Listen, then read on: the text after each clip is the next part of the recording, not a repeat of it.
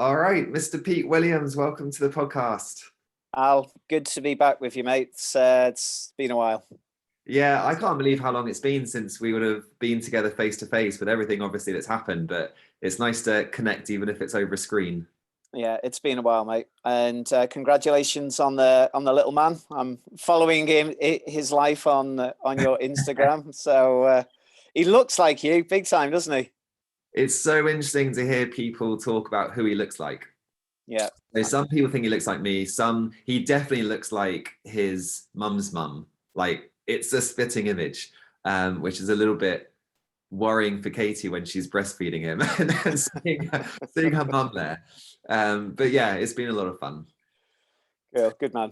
But on to you, Pete. What have you been up to since we last spoke? Well, obviously, seeing patients. I think COVID has actually magnified, I suppose, people's thought processes with regards to, I think, their own health. And I think importantly on that, I think what has happened with COVID is that there's a recognition that the NHS doesn't have the capacity to help you out. And I think people are looking for the alternative approach. And I think more importantly, recognizing that they need to take charge of their own health, which of course, whenever we deal with complex cases or complex patients, that's got to be the number one, is that your patient has to be the captain of their ship, because if they're not, it's really not going to work out so well. And so we've seen a lot of that, Al. We've seen a lot of uptake of inquiries from a point of view of, I've got this chronic disease, how can you help me out? So there seems to be a shift in mindset, which is good, because when you've been indoctrinated from a point of view of the NHS will help you out with regards to everything, you suspect that that's the way you're going to be treated. And I think we've moved from well, okay, I need to be the captain of my own ship. So I think from that perspective, we've seen definitely an increase in patients. But I think importantly, I've just developed the genetics panel and the training for DNA Smile. So that's the sort of major tick box for me, which has been a pretty long project, and that went live on Tuesday.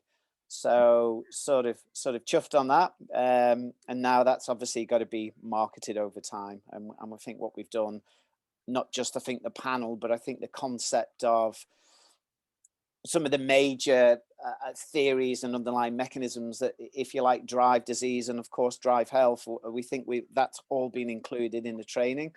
So very sort of systems biology, functional medicine, thought processes and approaches. And yeah, I think, touch wood, initially, I think we've started with some pretty good training, and I think a really important panel that, of course, is looking at the overwhelming relationships with poor oral health and how that links into pretty much every systemic chronic disease, which is the really scary thing about it. Just how prevalent those associations and those relationships are, pretty frightening. So completely brings a new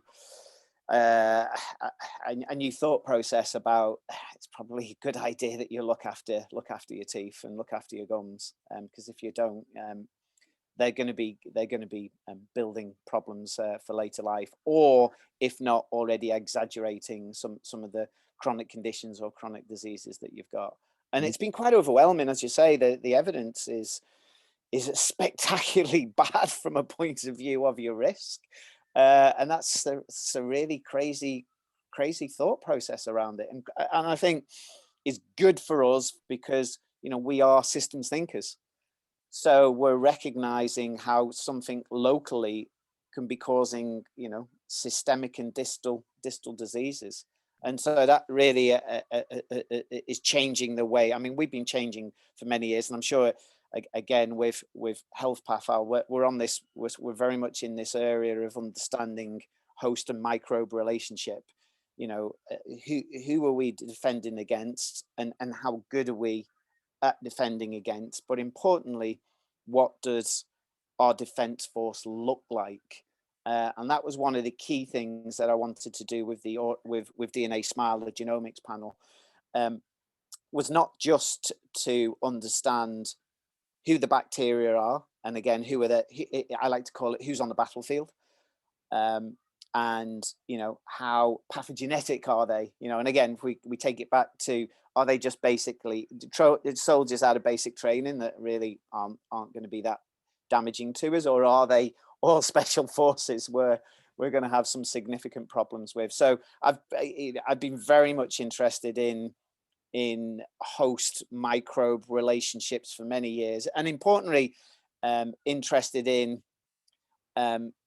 barrier breaches. How do we defend against the outside world? Where does most of that defending happen? And what are the consequences of barriers being breached and compromised?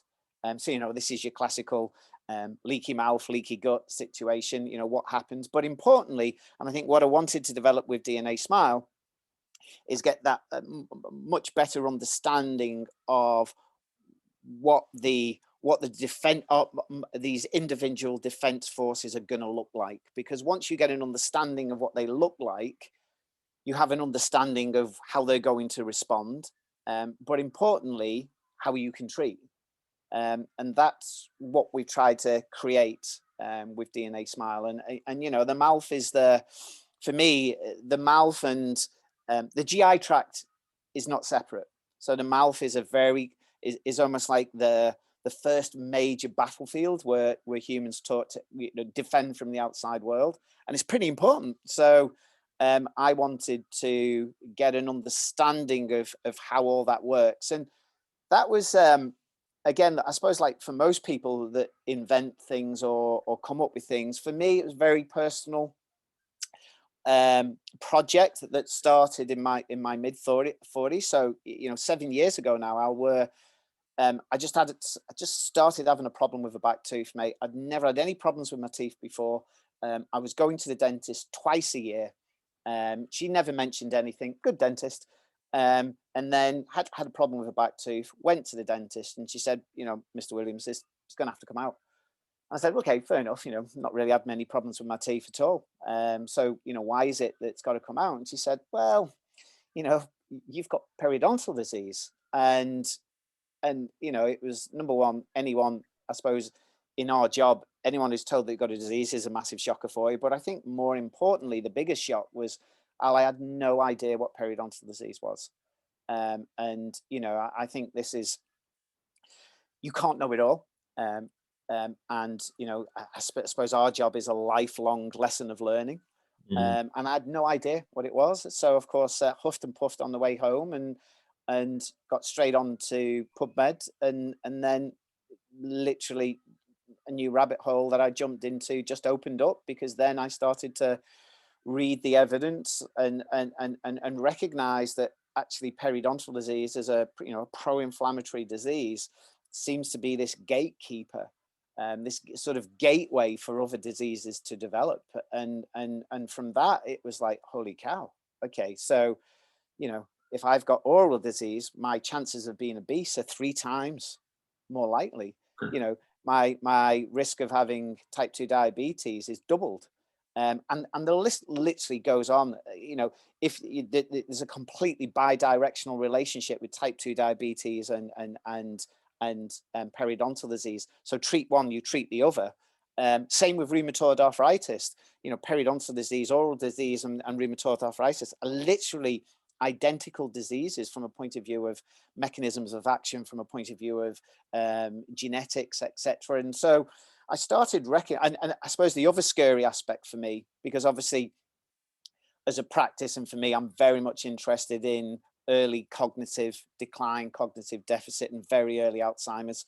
Obviously being Bredesen trained and being an early adapter of that, I've been very much interested in, how do we keep the brain healthy over the years, and the evidence coming out from a point of view of what are some of the major mechanisms that are contributing to cognitive decline and early stage and dementia.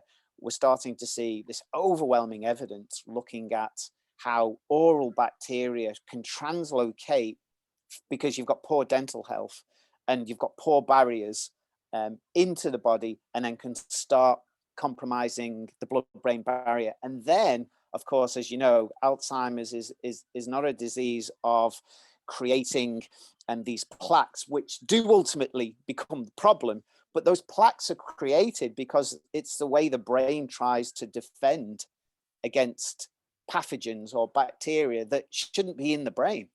And so, you know, it's almost like we talk about functional medicine or systems biology from a point of view of we always want to identify the root causes.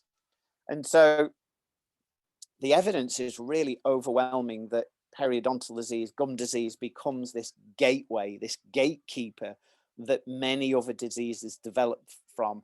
And once I started reading the literature and getting into it, I think about, and I think we all have this, when we get complex cases, we are trained in complex thought processes with complex patients. And I look back over that and I think about all those patients that I did quite a good job, but maybe didn't fully resolve all their symptoms. And I look back and I think I didn't even ask the question.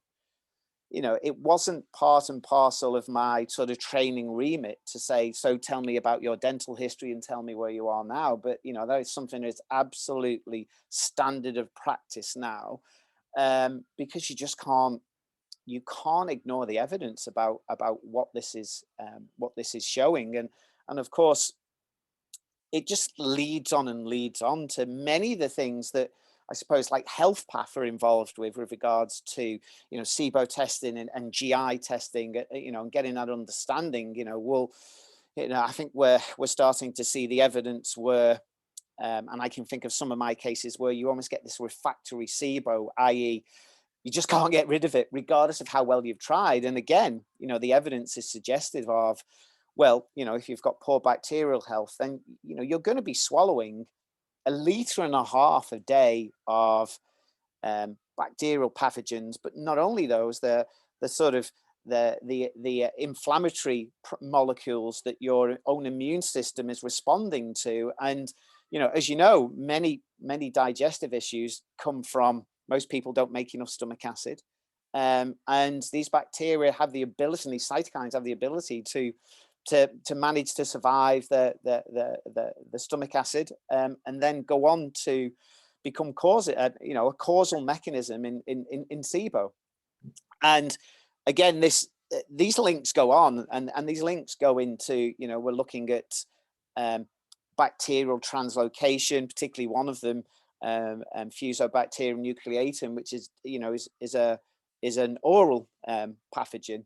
But we're seeing that seems to translocate through compromised barriers at the mouth and actually sort of slip down in the lymphatic system and then re-engage all over the body, in particular in the small and large intestine, where it's shown to induce colitis and IBD-like situations. So again, I think what we're doing with DNA Smile is, and just a general training in general, is, I suppose, trying to emphasize that the mouth is not separate to the rest of the gastrointestinal tract.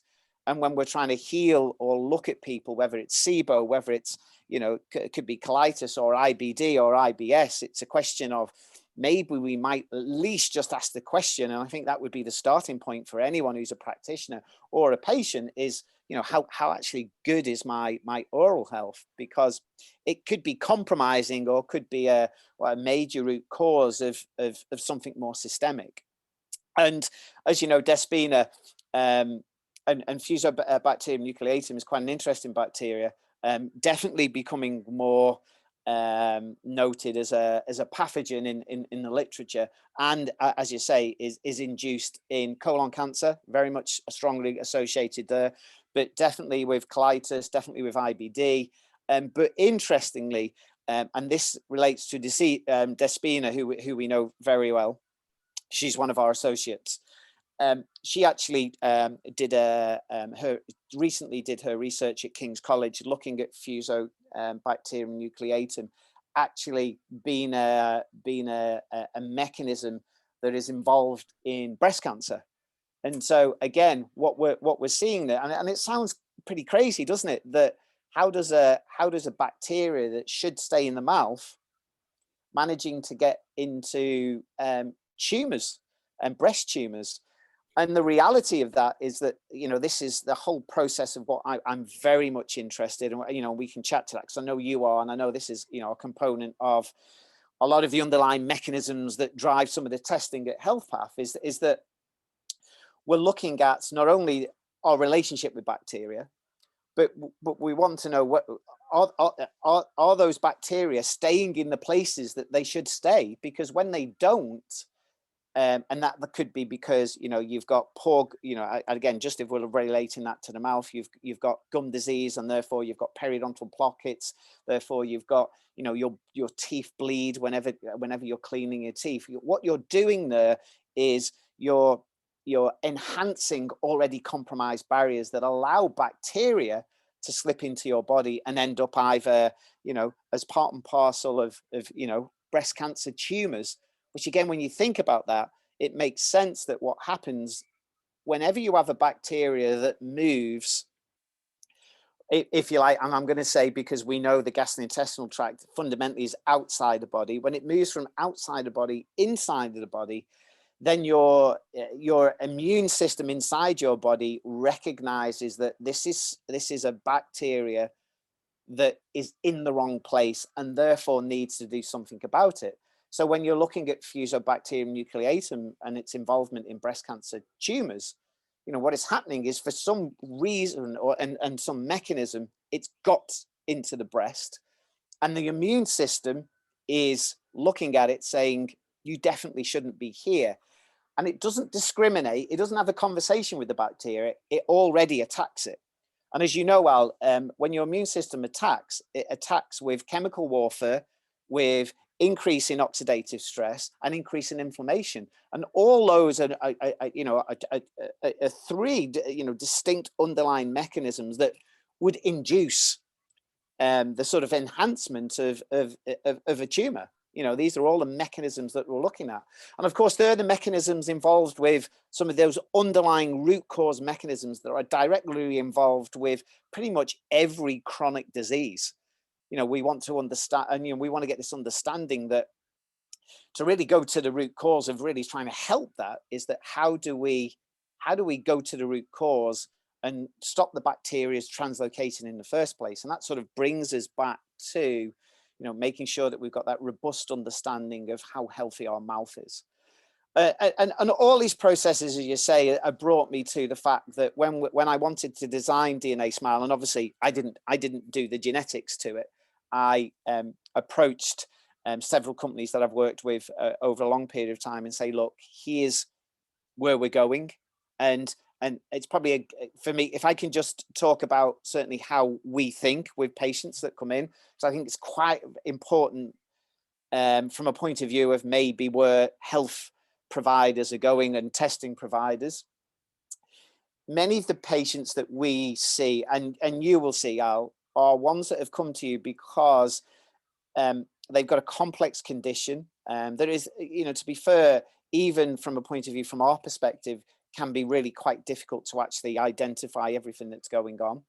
But they may have gone to brilliant people who are conventionally trained, and they've done their work, but it's not quite working. And in fact, you know, they're still with their chronic disease. Many patients that we see have gone through that process. And when they come to us, sometimes it's quite simple of how we look at them now, because we ask the question likely is that if we are, as we know, more bacteria than human cells, maybe the first question should, and that the health of the bacteria that we carry is probably more, what's the word I'm looking for? And we really need to understand, because if we're more bacteria than human cells and that bacteria is not in great shape, then over 50% of our illness may be determined by those bacteria, and not only that bacteria, but the consequences of how our immune system wants to respond and defend to. So the questions I like to ask our patients is, maybe you are just a patient who is multi-systemic dysbiotic, and that's not just from oral, small intestine, large intestine, and colon. that could be sinuses. I mean, again, it could be urinary tract, it could be vaginally. And I think what we're learning is that it just isn't a surface that doesn't have a bacterial community. And so for many of the people that we see, that's the first question that we ask. And usually it's the question that's been missed. And usually it's the question that resolves a lot of the issues, as you will know, because and it's dominated by what is happening in the gastrointestinal tract. So you have all these old naturopathic legends, don't they, that, all disease begins in the gut. But I think it's probably certainly getting quite truthful that actually, yes. And it's not just all disease begins in the gut, but it's definitely, if we look at the gut, and I'm talking, I want to add in, sinuses. I want to add in, what's happening in the mouth. I want to add in the sort of, the tubes to the stomach and everything from that. Because I don't think we should miss out and just fully concentrate on the colon, the large intestine, where of course most of the bacterial species are. We are learning that we've got to try and control all the others. And when you have the testing and the processes to be able to do that, and the mechanisms and thought processes, I think we're changing a lot of how our patients' chronic diseases evolve, because we're thinking about the mechanisms of how we can control them, particularly through understanding the relationships with, bacterial species. And I know we don't have all the answers. And I think even with the testing that we've got now, we can't be conclusive with everything that we test. But I think what it is doing is giving us at least enough information to be able to take our patients down some degree of strategy over time. That's never easy. It's never an easy journey.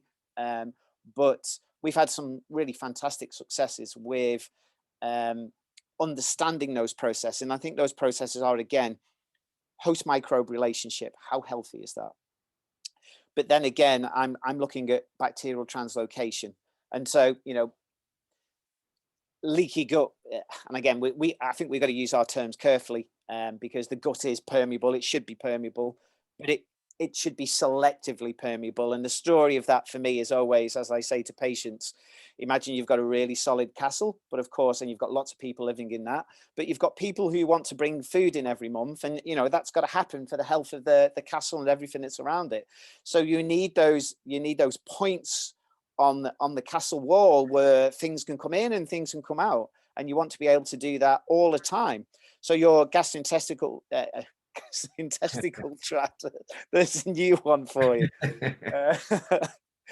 Maybe there's a new test that we can develop on that. Is that we're trying to have an ebb and flow of things that we want in, but things that we don't want in. And so even if you look at and again, there's a lot of arguments about leaky gut doesn't exist, but again, for me, it's a terminology. That I like to say, when your gut is more permeable than it should be, then the chances of maybe having more systemic issues really goes up. And the DNA Smile that I've looked at is very much interested in some of those, if you like, soldiers that are patrolling the outside world and giving, if you like, the soldiers in the background a picture of maybe trouble is ahead by the way they sample the outside world. So these pathogen and recognizing molecules. And so the panel, again, that I'm very much interested in is what is happening on the battlefield, because a lot of the genetics that we've looked at on DNA Smile, not only are genetics that are determining how aggressive or not our own defense force is going to defend from the outside world, which is really important, because as you know, it's not just a question of the pathogen, because you can have people who have highly pathogenic bacteria, but their immune system responds really well to it. And again, this is Alessio Fasano's gluten scenario, isn't it? Is that we know that gluten is an inflammatory molecule. We know that it's damaging, but we know we could have individuals who would eat it all their life, multiple servings a day, and never have any problems with it. So we know it's not just about the pathogenicity of the bacteria. It's a question of how does the host decide to deal with the bacteria, because that then gives you that understanding of, is there going to be problems? And so, you know, if I look at my problems from point of view of why is it and now as I'm in my 50s that, you know, periodontal disease has developed. Well, number one, for most people, it's completely asymptomatic, and that's what it was for me. And, you know, it's probably why the dentist never said anything. You know, I recognized I probably had a little bit of gum recession, but it really just didn't show its head, completely silent for me until that too started. And that's, for a large population, is that just it's an underlying inflammatory disease that just gently simmers and then pops its head out at certain times. Now, interestingly, if you look at some of the research coming from the US now, from the CDC and from the National Institute of Dentistry, they've just put some recent stuff up there, which is pretty scary, Al, because again, the key for me is that, well, you know, I didn't want to design a test or a genomics panel that wasn't going to be used that often. And if you look at the literature now, what they're showing is that in the US, over 50% of the adult population over 30 have periodontal disease. Wow. So it's hugely significant. And, you know, and even if you're sort of, imagine you've got a population group, you know, maybe you're a practitioner and your population group is generally 50 plus, and the numbers are gonna stack up. And so, you know, again, this all brings it back to, you know, how do diseases manifest themselves? And this brings it back to, again, how healthy are our microbiome? How well do they protect us? And wherever that microbiome is, again, I think we've got to get out of the thinking it's just sort of, you know, it's just in the small intestine. Well, it is in the small intestine, but again, small intestine is more about bacteria, and usually good bacteria, in the wrong place. So you've got the accounts team doing a design team, brilliant people, but making a mess of your business. But, you know, I think we've got to accept that we exist as a superorganism, so a holobion, and that holobion is determined, our health is determined by not just our cells, but how that over 50% of what makes us up is determined by our bacterial cells and our bacterial communities. And so this brings us back to, I suppose, how you will look at people, which I'm sure you do, and how I look at people. It is a question of, well, we've got to start thinking about how these communities are and how healthy they are, because we've got to know this host microbe relationship. We've got to understand how we patrol our barriers and what these barriers look like, and can we identify on an individual basis how we're going to respond. And so if you look at me and my gene panel on DNA Smile, I've got a hyper responsive immune system. And so we're looking in two ways. What I wanted to look at is the sort of innate immune responses. I'm very much interested in a receptor called toll-like receptor 4. And I originally got into toll-like receptor 4 because I'm interested in toll-like receptor 4 tags for LPS. And LPS is this sort of sugary like fat molecule that sits on the back of what we call gram-negative bacteria, and the immune system really doesn't like it. So it's a real big pathogen. And once we start getting too much LPS tracking into the body, immune system goes crazy. It can induce just to give you an example, and I'm sure you probably deal with quite a few of these patients, and people who are depressed because they're inflamed, and the predominant thing that is stimulating that inflammation is an overexpression of LPS, and they are people with overly aggressive immune systems that respond. And again, when those immune systems respond, they induce that depressive like, chronic fatigue like, pain like picture. And so that was my original interest in LPS, because there's two things that LPS does.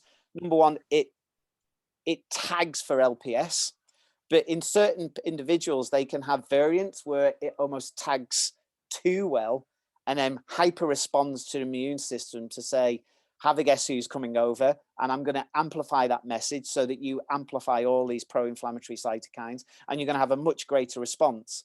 What I was also interested in toll-like receptor 4 and why we put it in the panel is because toll-like receptor 4 very much signals for saturated fats. And in very basic terms, it sees saturated fats as a pathogen. And why I was interested in this, because I've got an interest with regards to cognitive decline and early stage dementia. And you're having many individuals who are suddenly just on a very high saturated fat ketogenic diet. And for me, that doesn't make sense in every single individual. And in fact, actually, I think it's a real risk factor. And that's why, again, you need that genomic information. And if that's tied in with ApoE4 as well, we're starting to get this picture that maybe you really do need to understand that individual's, genetics before you can truly personalize a program that's going to be appropriate for them, which is, of course, is what we try to do in every single patient. We're consistently trying to personalize their approaches on the effect that, as you know, it's incredibly complex to get it right. And the reality is we can only go so far, noting that there may be some things that we just miss or we're not aware of.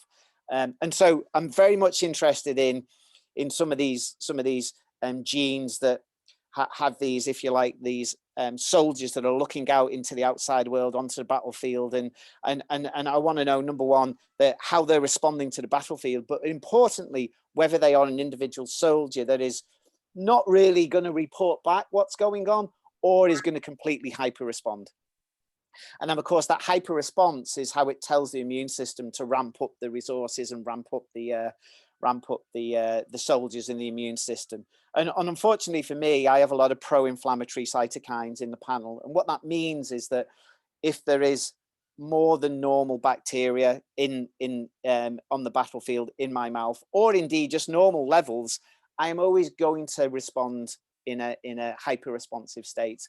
And that unfortunately predisposes me to the periodontal disease, but of course then predisposes me to all the other pro-inflammatory diseases as well. And so we're trying to make the connections with regards to all of them. We're trying to bring out many diseases: rheumatoid arthritis, dementia, obesity, type 2 diabetes, you name it, everyone has a relationship. I mean, even some of the relationships with regards to cirrhosis of the liver, all the sort of, a lot of the IBDs, colitis type, all have this real root branch and root causative factor where we've got to bring it back to the mouth.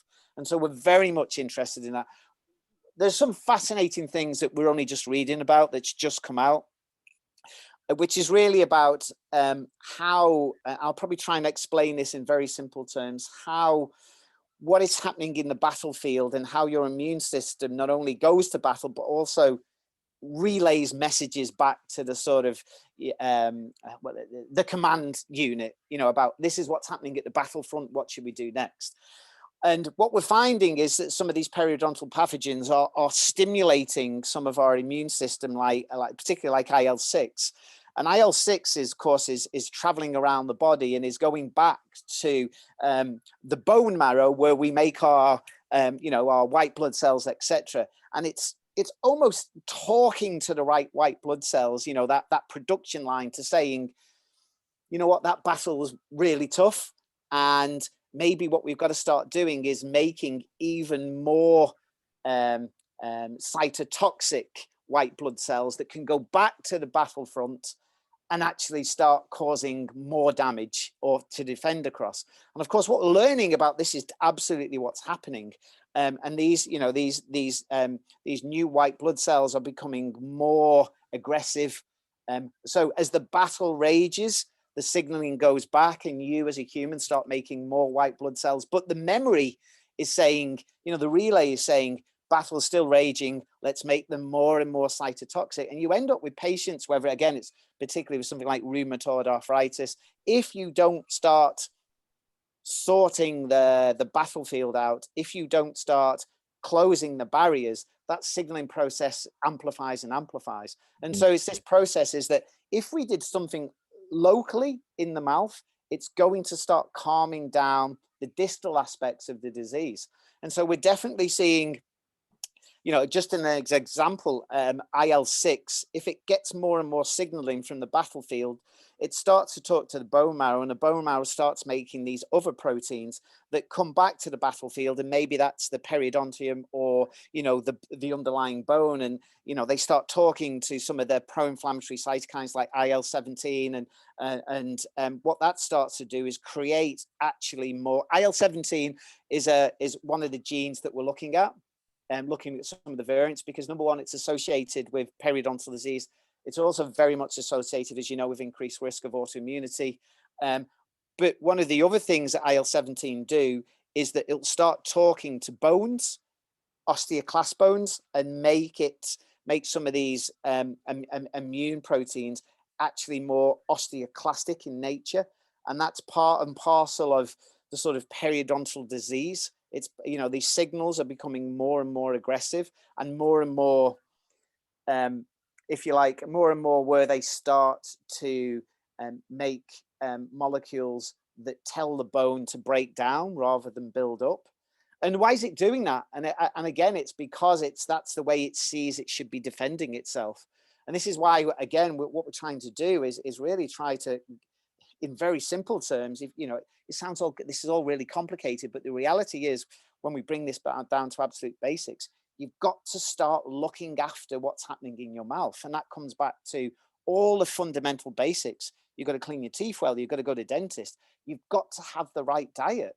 You know, these diets need to be rich in plant foods, because the plant foods change the microbial communities in your mouth, and they have lots of molecules, particularly the polyphenol groups, the flavonoid groups, that actually start altering the battlefield, so that battlefield becomes less of a compromise for, number one, how your immune system is going to react, but importantly, how things are going to slip out the barriers. And of course, if the war continues, you can't ever repair the barriers, because you've got to start reducing what is happening on the battlefield.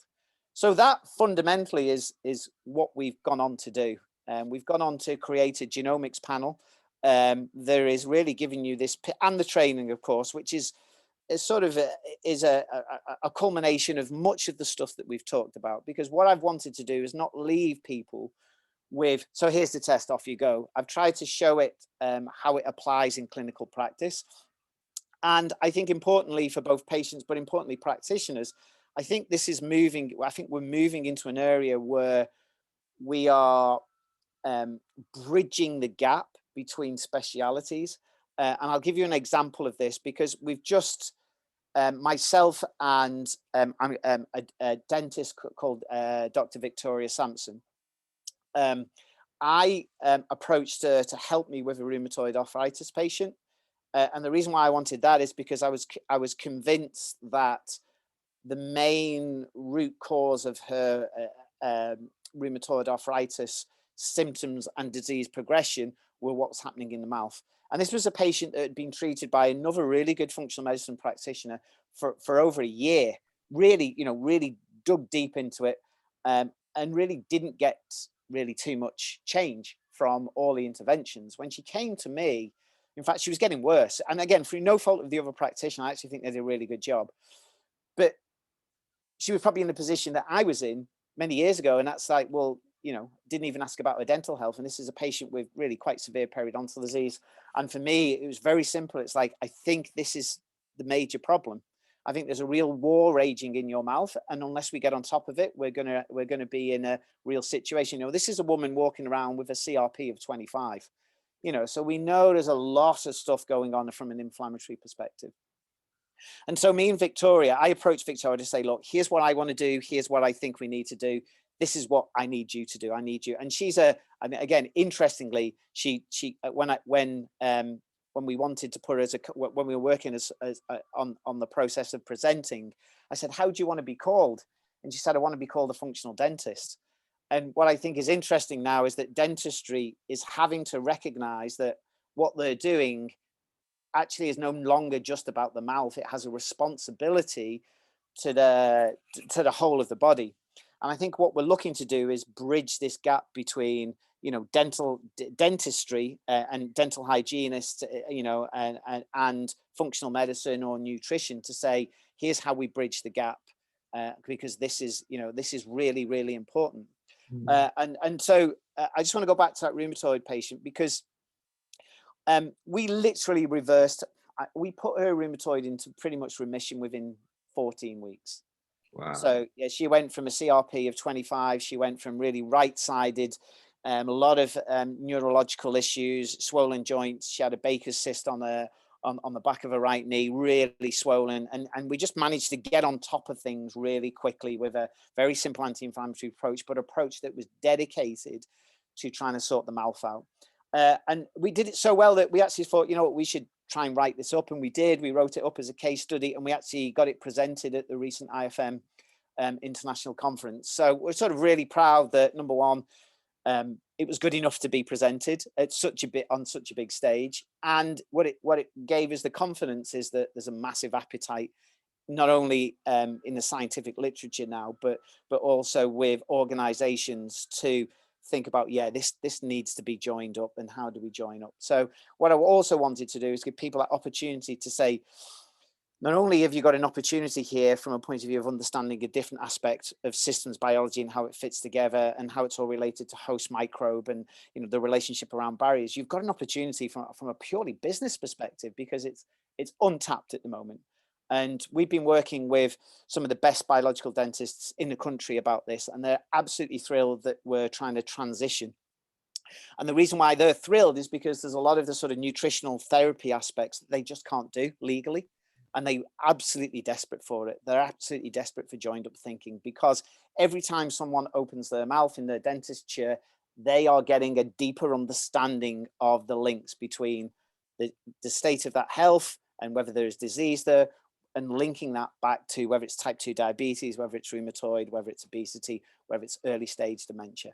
And so that's really where we're at, Al, which again, as I say, I think really ties into Healthpath as a company, because again, you're dedicated around this understanding of, actually maybe we should think more about what's happening microbes and that interface, rather than maybe, obviously we want to take care of the other side of the aspect, which is what is happening to our human cells, but we've really got to think about humans in at least in a 50-50 split. And so that's where we're at currently. That's amazing. There are so many questions and thoughts that come up. I don't even know where to start. But I think one of them, Pete, is because I think this is a really big element of it, which is, as you've been discussing, the relationship between sort of the organisms that we host. So I'm just wondering, is there a little bit of additional kind of context that we can explore from that perspective? What's our understanding of what drives that relationship, apart from maybe the genetic predisposition where we're getting this kind of hyper reactivity? Is there anything else that we can flag there? In what sense, mate? You might need to guide me on that question. So I guess, are there things apart from genetics that influence how responsive or how reactive we are to these organisms? Yeah, I think there are many things, aren't there? I think this is where you're always trying to modulate the systems approach. And I had a conversation with a patient a couple of months ago to say, look, treating you and treating humans is a very dynamic picture. And there are things that are going to influence us on a day in, day out basis, whether, i.e. you haven't had enough sleep, i.e. you've had a highly stressful situation. These are all influencing and modulating that host microbe response. And I think importantly, one of the major important things for me is that I bring you back to, you must have the appropriate diet to be able to modulate that response as well. So, and there are certain things that you can do and certain things that you shouldn't be doing on a lifestyle that is good, that is going to change that result.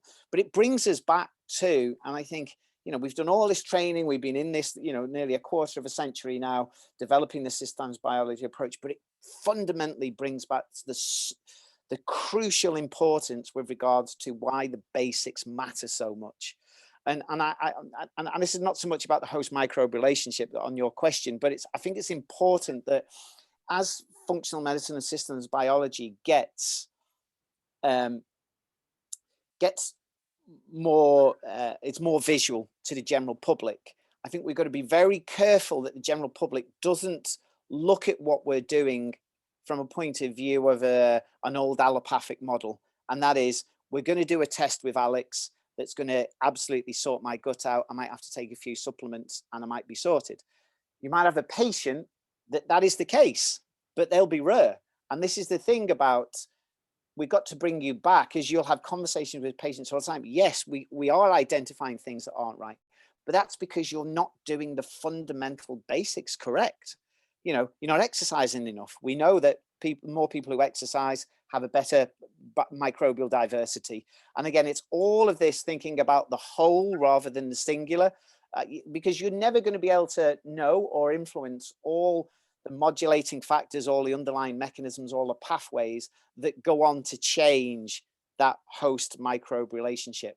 But if you do the fundamentals well over time, then you know you're going to be doing the right job. What I don't want patients to do, and it's a conversation I have with all of them, a test is only telling us where we're at and what's going on. Then we've got to evolve that from a point of view of what aspects of your lifestyle are making that, you know, making these test results show what they show, because it's the context of your life that drives some of these responses. And unless we can have you moving away from some of these things that maybe are counterproductive for you, we're never going to get ultimately the results. And the test is just telling us, number one, your genes, but how you choose to live your life. And that's in a sense what the test shows us.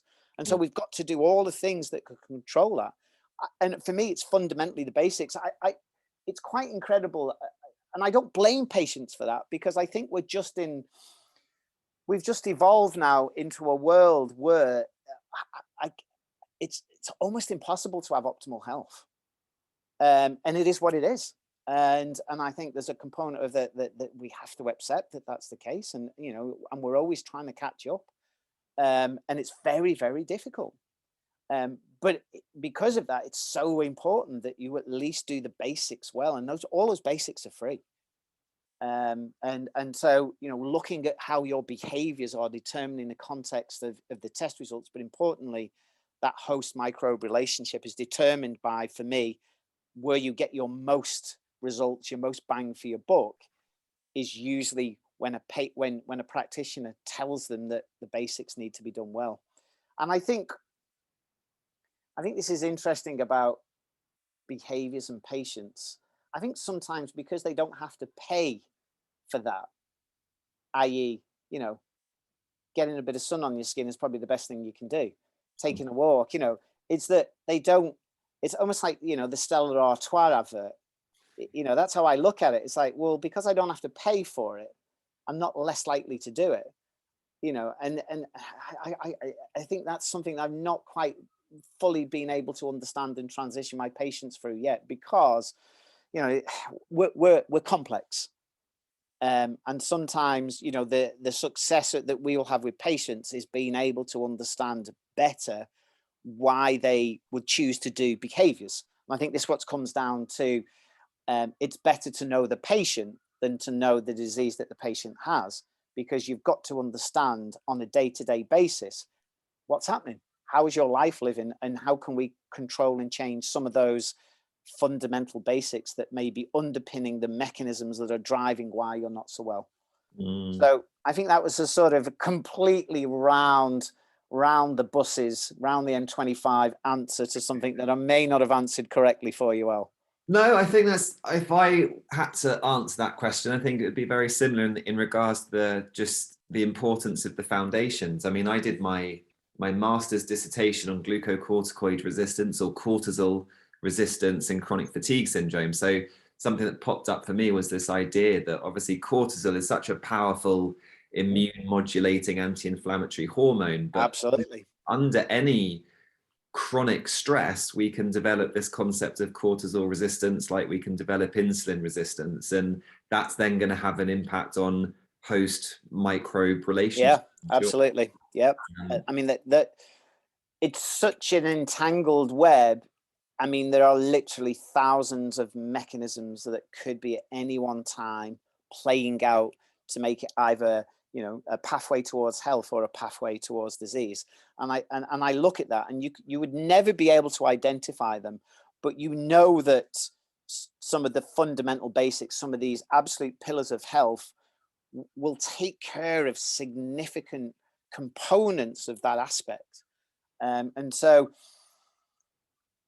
I think patients have to recognize that, you know, that information that you're going to go, well, I could, you know, anyone could have told me that. Well, yeah, anyone can tell you that, but it comes back to, you know, the development of the oral test here is that in a sense, this is still taking you back to, you need to be doing the basics of what we understand for good oral health well, because if you're not, you're going to be in trouble.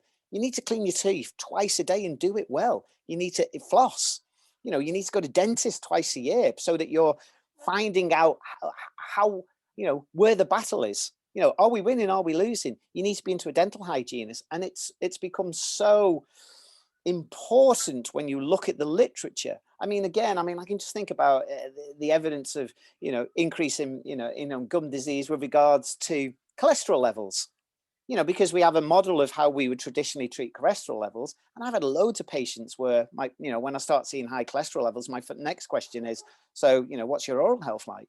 Because the evidence suggests if you can calm the periodontal disease, the gum disease, you will change what's happening from a point of view of, those sort of ratios of cholesterol molecules, the LDL, HDLs. So we know, it's this really big aspect of local, systemic, and, you know, what is happening from that perspective. So I just want to touch back to one thing you mentioned earlier with the example of Fusobacterium, because that really kind of, I guess, well, everything has piqued my interest, but that particularly did, because I've had 3 clients now, I think, who we look at Fusobacterium species within our stool test, and on 3 individuals where that has come back noticeably elevated, we've done an oral microbiome test where Fusobacterium nucleatum has been significantly elevated. Right, interesting. Really interesting, obviously, correlation. Yeah. And just, did you say essentially that one of the things that can happen is that this organism can enter the lymphatic system, get transported, and then essentially end up in the gut as well? Yeah, so I think there's 2 ways where it goes. Basically, you swallow it, which you will do. And of course, this comes back to if your stomach defenses aren't good enough, then it's got more chance of getting through. And I think we would suggest that we see many patients and the general population who are probably don't produce a lot of stomach acid, or indeed don't produce any. So slipping through more easily. So it can go just from a physical, as I said to you, you know, disease can be stimulated simply by gravity. So you're swallowing things. But the other thing seems to be, again, it's the barrier compromises. Is this Fusobacterium nucleatum is slipping. And again, it's implicated also in dementia. It's also implicated in breast cancer. It's implicated in colon cancer and colitis. And what they think on those aspects is that it gets into the lymphatics, travels around the body, and parks itself up in many areas. But one of them, of course, is back into the gut. And that's what we're seeing. So, you know, but again, that question comes down to, Al, again, it's that how does the host talk to that bacteria? So I think you are suggesting that by statistics, the risk is increased. But then you've got to try and get an understanding. Well, how is the host going to react to that? And again, this is where it's your problem is going to end up either with a host that doesn't react at all, or one that it's hyper responsive. And you know, that's the interesting thing, isn't it? Is that, you know, there are no good or bad genes. You know, you are a product of your ancestors, and for many, you know, I suppose if you look at, you know, the ApoE4 genotype and pro-inflammatory genotypes, you were the people who were probably actually, you know, given that we probably lived to mid-30s all those years ago, you were the people who probably got to mid-30s because you had this really hyper responsive immune system, because life was tougher. You were exposed to more pathogens, bacteria, more likely to get injured and cut. And that was more of a number one, an immune system that's more aggressive because it had to do more. And so, you know, they're unfortunately the people who hyper respond, more likely to have the sort of chronic, the disease pathology, and the sort of dementia, sort of Alzheimer's picture. But going back to it, really interesting again, that how is it getting there? And that's, for me, would already start thinking about, is there, what are the other family history risks? Is there a history of IBD? Because you're already thinking about additional mechanisms that may be inducing that. But it brings you back to, well, how do we treat? What's going on? And is this a combination of we need to get a dentist involved? Is this a combination of we're going to have to think about how we change the microbiome in the mouth to try and get on top of that? And ultimately, do we need to think about the diet? And very interestingly, Al, I'm speaking to a lot of really great dentists, but also really good hygienists as well. And they're talking to me about mouth breathing. They're talking to me about aspects of hypoxia inducing bacterial dysbiosis in the mouth, so mouth breathers at night, all of these aspects that, again, are new to me from a point of view of, and they will be changing the bacterial balance. And of course, we're also moving into metals in the mouth and amalgams and how they change their oral bacteria. We've actually also put an add-on to the DNA test, which is also looking at, because I wanted to get a better indication for everyone when they answer that question, should I have my mercury amalgams removed? Which I don't think is a simple question. So what I wanted to do there is start building and working with dentists and the literature to say, your ApoE4 doesn't do very well with mercury at all. Your poor detoxifier as well. Yeah, probably the evidence suggests, both genetically and the science, that maybe that's something you would need to think about with the appropriate people at the appropriate time. So I think there's a lot of, let's get rid of everything. And I'm not so sure that's a smart thing to do in every single case. I think there could be trouble with that. Okay. So you're talking about, in some ways, there are certain people who you might want to sort of lay some foundations and get improvement and make them as robust as you can before you then actually would do removal work. So it's a great question. And I think it's very difficult to answer, because you may have a patient that is so far down the line that the major root cause of why they're so far down the line could be the mercury amalgams and the potential pathogenic effects of that. So I think that's a question. And I'm not quite sure on an individual basis how you answer that. Yeah. But what makes sense to me, as you've said, and I think this is probably from our training, because we did a lot of detoxification in the advanced practice modules. We did a lot about mercury heavy metal chelation, and it's not a subject that is you trust willy-nilly. We as a practice do not do any of that, because we don't believe that we are qualified enough with enough experience to fully understand the mechanisms. And I believe that if inappropriately done, is going to cause a whole host more problem than not being at all. I think your other question, again, it's that host, the health of the host.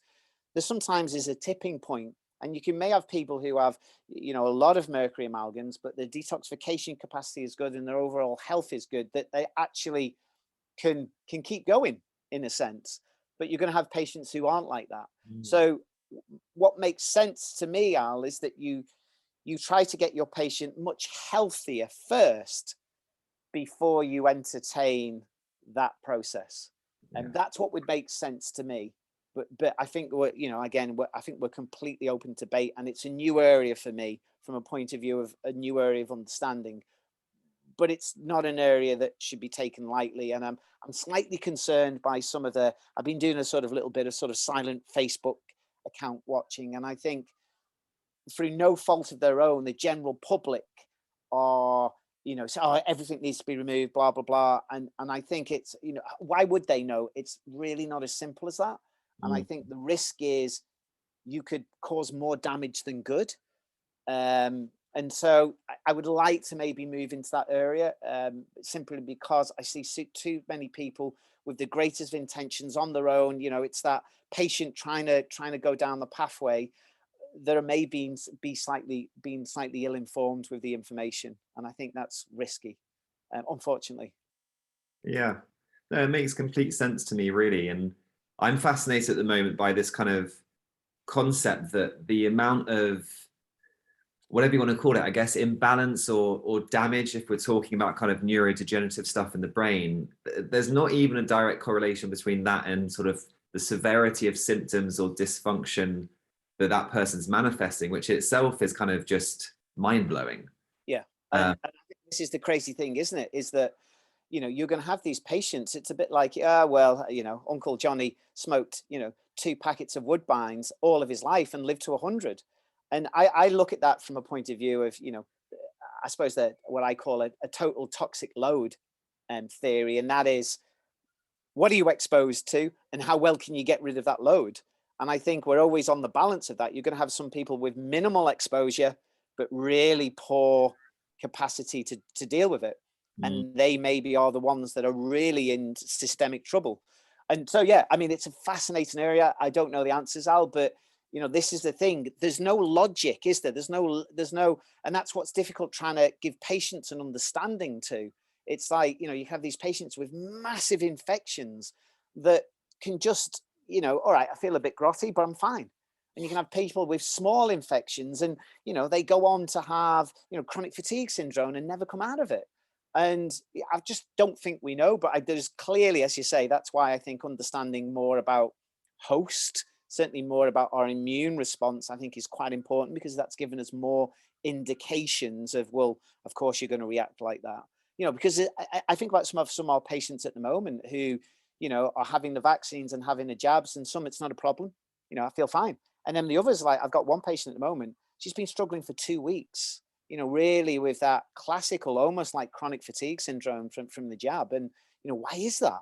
Is that because she has a really, really profound and aggressive immune system that is really going to town with regards to what the vaccine has given her? And I think this is why it's so important that we try to practice personalized medicine, because, someone is going to have a completely unique response. And you're going to need, it's like when we work, isn't it? It's really, from us, the amount of background thinking and work that we think about with each patient is you're never off it, because you think, well, why is she reacting like that? Well, why is he, God, I mean, God, look at the state of this. And this guy walks around, clicking his heels on the path all the time. He feels absolutely fantastic. And so again, yeah, I think about that all the time. And, and I always go back to Fasano's gluten lecture that I went to over 10 years ago. And he said, damaging molecule, pro-inflammatory molecule, but you're going to have individuals where never ever causes a problem with them. And that's because it's not just about the invader, the pathogen. It's about the way your body talks and has the capacity locally, but systemically to deal with it. Yeah. And I think that's why that's why it's a struggle sometimes, because you can never give your patient an absolute, this is what we expect. And that's what makes it difficult for them to comprehend as well. That's why it makes it difficult to deal with, because everyone is going to respond in a different way.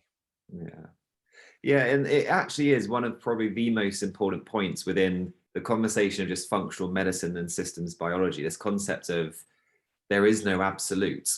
And I think the challenge with that partly is we all seek security through certainty. And if we can't have that certainty, especially with something as important as like our health journey, that can be challenging to accept. That can almost be destabilizing. Absolutely. And I think this is the skill of the practitioner, to be able to tell that what you've just said in a way that doesn't put them on a negative, doesn't say, so I'm going to pay you all this money, you've accepted that you're going to have to look after me for a period of time, and you can't give me any guarantees or certainty about what's going to happen. And I think that's the art of being able to bring a conversation over to them that really makes them feel like you're reaching for the stars with them, but also allows them to just have a little bit of understanding that it may not go the way that we think it's going to go. And they've got to be good with that. But it is difficult, Alan. I think that's probably one of the major and it's not a sticking point, but I think that's one of the major concerns with regards to maybe the way functional medicine practitioners have to talk to patients, from a point of view of, you're going to want how do you give your patient certainty in something that you can't give them certainty with? It's very difficult. And so, you know, it's a very difficult conversation to say. And you want to motivate them. You want to feel as though you've got them, you understand what's going on. But also that is within the remit, as in, we may not solve this. And to be fair, you know, I've had a couple of patients in the last couple of months where, you know, I've just had to say, I don't think I can do any more. And, you know, I've done the best I can. And that hasn't been good enough in this occasion. And so, you know, we need to shake hands and accept that, you know, it hasn't worked out. But the more complex cases you have, the more likelihood that that is going to happen. And, you know, and that's the difficulty of it, is that, you know, I suppose also being honest to your patients about what success looks like, I think is quite important to be able to do, you know, because you have this understanding based on the way they live their life and maybe the disorder that they've got and the time frame you're working in, what success looks like to you as a very experienced practitioner may be different to what your patient thinks success is. And again, that's where a really good and honest conversation that is very positive at the beginning matters, because you don't want them going down the line thinking that this is success and this is actually what success looks like. So for many of our patients, success for us over a time frame is making sure they stay still, they don't get any worse, because you're doing all that deep, meaningful sort of relaying new foundations. So if you can keep them on a level playing field, you know, it might take you 3 months, 6 months, but you've done a brilliant job. And it's like, again, it's being able to take them along the path, take them along the story to say, you know what, it might take us 3 to 6 months. And you know what, we might not see anything, but we've built the foundations, and you've got to accept that that's the time frame. And from there, you'll really start to see the change. But it's an appreciation to patients that they're going to invest a lot of time, a lot of finance into that process. And very rarely it doesn't work out. So yeah, I mean, you know all too well. I think anyone who's been in the business for quite a long time knows that a lot of the time it's not just about, well, it's very rarely about the testing. It's about how you skillfully take someone in a relationship down that pathway that is honest and truthful to them. Yeah, I think expectations is something we've spoken about, I think, a couple of times off air as well. And for me, going back to the concept of one of the main themes of today is kind of everything is relational. So, you know, this relationship it's everything ultimately. Relationship we have with our environment, etc. Kind of, it goes down to a cellular level, but it goes to the kind of the universal level as well. And I think absolutely, Al, and you know, you can relate this problem to what we're doing to the planet.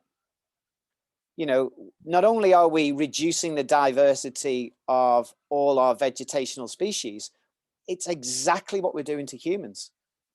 And that's a major component of it, is that if you damage the planet, you know, the whole point is like, you know, if you continue to destroy the rainforests, which is where most vegetational diversity is, it some way, shape or form, it has a carryover effect on what we're doing to humans, because that's what we see. Because we know that one of the key, as you will do on one of your tests is one of the key markers that we use for health. One of them is microbial diversity. And that's very simple, because if you've got a rainforest and you have a bacterial assault, or, you know, a viral assault, or however you want to do, or a fungal assault on that rainforest, it might kill a few species. But the rainforest is so diverse and rich that you don't really see the change. Now, if you've only got a cornfield and something destroys the cornfield, the whole cornfield goes. And I think what we are doing slowly and insidiously and don't realize is that the more we chop down vegetation, the more we're going to be reducing the microbial diversity that humans exist with, because we're damaging the soils. We don't have that relationship with the soil anymore, you know. And you know, I'm glad I got a lockdown dog, because she licks my face every day, not only to bring her, and she's always licking a bum, but you know, I'm not being silly from a point of view of, I'm probably doing a really good job from a point of view of increasing microbial diversity to me, because the dog licks my face. And I take you back to one of the best conference lectures I ever saw was through Yehudi. It's not Shoemaker. He's the godfather of autoimmunity. Really old boy, and I can't remember his name. Yehudi begins with S. But anyway, it was one of the IFM conferences. It was autoimmune conference, and he did this most wonderful speech with regards to, you know, the science and how we understood autoimmunity. He was one of the guys who basically discovered it. But he ended the lecture with basically him and his granddaughter in the operating theatre, pictures. And what he was doing was, because she had to be C-section, what he was doing is taking some of her vaginal juices and smearing it over the baby. And, you know, just think, wow, what a beautiful thing to do, because he understood the science of what that did, you know, and how that is planting this rainforest into his grandson, which I think was like properly cool. And then what he also did, he took another picture about a few months later as the toddler. And of course, the toddler was like, you know, they had the dog and the dog was coming in and licking the toddler's face. And again, you know, beautiful thing to watch. But also, I mean, you could spend your whole life talking about why that is such a great thing to do from a point of view of science. Yeah. And I think we've got to do more of that, because I think, you know, unless we do change what we're doing with the planet, you know, it has a direct effect on us, because we're all comes back to your point. Everything has an influence on us. And it's not only, as you said, it's a wider picture, it's a bigger picture, you know, and it comes back to how we exist on this planet. Yeah. You know, and I think we really do need to think about that. Definitely. I think it's such a key point. There's a statistic I stumbled across. I'm sure it's something like 75% of the world's food supply now comes from about 7 grains and 3 animals or something like that. And it's just horrific to think, ultimately. It's not good. And you cannot, you know, you can understand how my wife was, she was a public health nutritionist for the NHF years ago. And she would come back every night completely frustrated with working with, you know, low socioeconomic status people, you know, in poorer areas, from a point of view, they just had no understanding of what was good food. And why would they? You know, because we don't give them that information. And so it really is quite a sad state that I bring you back to what we said. It's almost impossible to create optimal health these days, you know, because we're so influenced in, you know, in factors that, you know, we take, oh, that must be true if that's the case. And it's just not, you know, and it's sad. And as you say, if that's all it's left, you know, you cannot have health. You can extrapolate straight from that, Al, to say, if you're half bacteria and, you know, you are dominant, you know, if you are, if inside we have these rainforests of such infinite size, and every year we are bringing them down, we can't have health. And we're going to see, again, this is why I think we're definitely having more and more epidemics, because people don't know the relationships yet. And I think the way the world is, it's massively affecting that. You know, the way the soil is treated, you know, pesticides, insecticides, etc. You know, environmental pollutants for sure. There's no doubt. Of course, we can't ever say, well, this one's causing the problem, because when that comes in, it will speak to your body in infinite pathways we don't know. But you know, when you start looking at the studies, again, I always remember the IFM training when they look at single heavy metals, and then you put another one in it, and the sort of synergistic effects of how those two work, it goes from, okay, a little bit then to just an infinite problem. And you know, and we're full of them. And you know, and that's why simple strategies like making sure you go in the toilet, being able to sweat more, you know, all these just infinitely simple strategies that may sound, you know, oh, look at Al in his sauna. You're not doing that because you want to look cool. You're doing that because you understand that this is actually a really important pathway for my body to stay healthy. We're designed to do that, you know, and you know, when we sweat, there's ample evidence showing that it's a really good detoxification pathway, particularly for heavy metals. Yeah. You know? Unfortunately, I would say one of the most common symptoms I have seen over a decade is my client base just never sweating. Like they can't, they find it so hard. They're running cold basically. Yeah. Yeah. So it's just a double whammy. It's a double whammy from a point of view of, I look at obviously on the Alzheimer's side, and there was a study that came out in 2018 that looked at Norwegian men, middle-aged men, and basically it showed that that the amount of saunas they took in the week was proportional to their increased risk of dementia. So the less saunas they took, obviously the more saunas they took, the less risk. And it makes complete sense. What are you doing? You're sending blood flow up to the brain. The brain is allowing, all those pathways to be proliferated with nutrients and oxygen, and it's also taking the rubbish out. It's not rocket science on that. But again, it comes back to, we've created a world that, a very obesogenic environment that is almost impossible for us to stay healthy. I mean, me and you probably are more informed than most about what we need to do, but it's a day-to-day struggle. Yeah. Even with all this information, it's a day-to-day struggle to try and keep it going, and put it all together. And, I mean, I would look at myself at the moment and say, yeah, I do a pretty good job, but I wouldn't say I've got that absolute optimal health. I'm trying bloody hard, so I think back about some of our patients, think, Jesus, okay, they must be really struggling.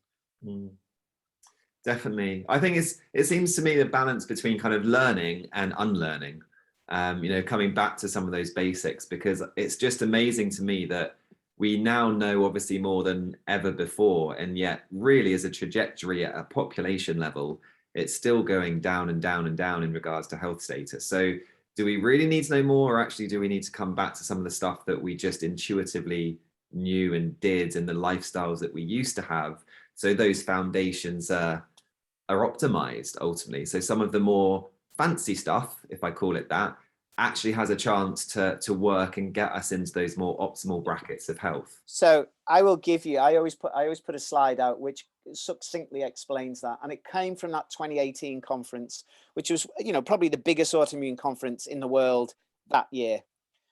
And I'd summarize the whole 5 days of that conference, and it came from a geneticist's lecture, because you go to some of these conferences, and this was a lecture just showing how smart we are as scientists. Look at what we're doing with artificial intelligence and big data, and how we can integrate that with DNA and the microbiome. And it was hugely impressive. But if I could summarize the whole 5 days of that conference, it came down to two messages. Number one, if you want to reduce your risk for autoimmunity, eat more plant foods. And number two, let the dog lick your face. And that was it. And so it does. But I think what we need, as you say, and this is how do we tell the story? Because what we're doing is, what I try to do is get the very latest literature, which always, because then your patients think, oh, wow, I went to see this guy and he showed me this brand new paper that literally just come out right at the forefront of the science. But you can always translate that picture and what that research is telling you absolutely back down to these fundamental basics. Let the dog lick your face, and eat more plants. Boom. 5 days worth of incredible lectures. Some of the best. Schoenfeld was the Yehudi Schoenfeld. Was the guy, telling you that. And I think this is it, is that I think we've got to be careful that what we want to do is use the best of technology, the best of science, but then always bring it back to granny stories, because most of those are true. That's the thing about it. When you look back, you're like, it's true. Yeah, that was true. All disease begins in the gut. It's quite difficult to not argue with that. I wouldn't say all disease begins in the gut, but if you started treating that major interface of where humans speak to the outside world, we could break down that in over many days and say, yeah, okay, there's a really good argument for that in the science. Mm-hmm. And I think your job with your Healthpath company is to provide all of that in a really good storyline to say, yeah, we want you to understand this area. We want you to understand it better. But then we're going to give you the storyline and you know, the information in a document so that you can go away and do that in a, you know, on your own. You can be your own captain of your own ship, which is ultimately what's going to happen. You know, I think particularly with the NHS over the next couple of years, you're going to have to do that, you know, because they're so backed up, and will be for several years to come. Is there's just not going to be any room for basics, and so you've got to start your own. And I think we're talking about the vaccine. I'm just disappointed that there isn't a double message running alongside it. Yeah, vaccine, brilliant, great job. Again, we can argue about population groups and who should have it and who shouldn't have it. But yeah, no problem on that. But maybe we should run something alongside it that is really important. And maybe as in getting as much notice as this, that is, and here's what you need to do on a daily basis to really make sure that your health and your immune system is more robust. Because the more robust it is, and the more you do day in, day out, the less likely you're going to have an exaggerated response from COVID. But they don't. And I think there's a long way to go before this sort of joined up approach continues. We're definitely on the route. You know, if we were talking about 10 years ago, there's really not a lot of this. It was very specialized, and it's really accelerated over the last 5 years. But it's still not there. And it will take another 10, 15 years before we really start getting that message out that actually you've really got to do the fundamental basics well. And we owe it to our kids as well. Now you're a dad, you know, you can think, holy cow, you know, I need to start thinking about what's happening to these as well. You know, I can't have them, you know, existing in a life knowing what I know. And because, you know, I have a responsibility as a parent to bring him up in as healthy as way as possible. That's my role. That's my job. And it's not easy for parents as well. No. You know, so yeah, I think there's got to be this groundswell and this push for us to develop that in a better. And, you know, I think you guys are doing a really good job on that side. Thank you. Likewise. Pete, I'm mindful of time. We could talk all day about this stuff. We do. You probably need that mid-afternoon nap with the youngster. Yes, please. But thank you very much for sparing time to come on. It's always an absolute honor to pick your brain and to hear you speak about something you're so passionate about. Thank you, mate. Real pleasure. Brilliant. Thanks, Pete. Cheers, mate.